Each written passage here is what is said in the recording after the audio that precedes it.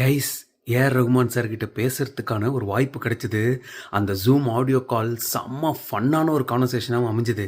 நீங்கள் ஒரு ரகுமான் ஃபேனாக இருந்தால் டெஃபினட்டாக இந்த காலை ஸ்மைலோட பார்ப்பீங்க. ஹலோ ஹாய் கருண், சொல்லுங்க, எப்படி இருக்கீங்க? சார், ரொம்ப நல்லா இருக்கேன் சார்.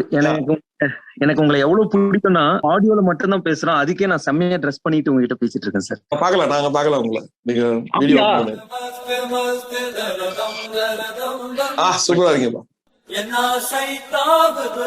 Thank you sir. அதுக்கே என் அம்மா வந்து அயன் பண்ண சட்டை ஏதாவது போட்டுக்கடா, இது ஏன் போட்டுறது? அதான் அம்மா இல்ல? ஆமா சார், ஆல்வேஸ் கேரிங். அவ்வளவு பிடிக்கும் எனக்கும், என் அம்மாக்கும், இல்ல என்னோட என்டையர் ஃபேமிலி எல்லாருக்குமே ரொம்ப ரொம்ப பிடிக்கும் சார். அப்ப நீங்க படம் பாத்தீங்கன்னா எவ்வளவு சொன்னா ஒண்ணு காணும் சார். நீங்க சொல்லும் போது எனக்கு ஒரு விஷயம் என்ன ஞாபகம் வந்ததுன்னா, நான் 10 வருஷமா ஆர்ஜியாவா இருக்கேன். பட் என் பாட்டி வந்து கொஞ்சம் வருஷத்துக்கு முன்னாடி உனக்கு சீக்கிரம் கல்யாணம் பண்ணோம், பட் அதுக்கு முன்னாடி ஒரு வேலை கிடைச்சா நல்லா இருக்கும் அப்படின்னு சொன்னாங்க. ஆனா என்ன நம்பினாங்கன்னா நான் உயிரியை கொடுப்பேன். நான் வீடெல்லாம் விற்கணும். பட் நீங்க எவ்வளவு பாசிட்டிவான ஒரு ஆள்னா, நான் இது போச்சுன்னா நான் வீடெல்லாம் விற்கணும்னு நீங்க அவ்வளவு சிரிச்சுக்கிட்டு அதை சொல்றீங்க.